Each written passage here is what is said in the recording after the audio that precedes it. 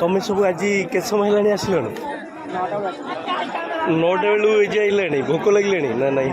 କହୁଛ ଆଇସ୍କ୍ରିମ୍ ଖାଉଛ। ଆଉ ଆଜି ରାଲି କେମିତି ଲାଗିଲା?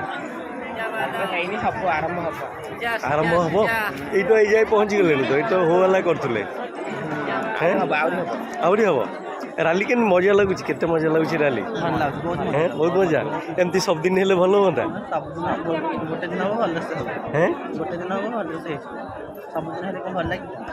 ନାଇଁ ଗୋଟେ ଦିନ ସବୁ ସମାଧାନ ହେଇଛି।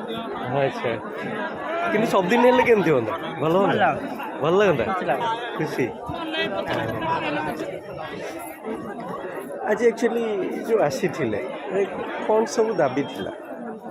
ଆମ ଗୁରୁ ଦାବି ନେଇକି ଆସିଥିଲେ। ଆମ ଗୁରୁ ସହିତ ଟିକେ କଥା ହଉନ। ଆମ ଗୁରୁ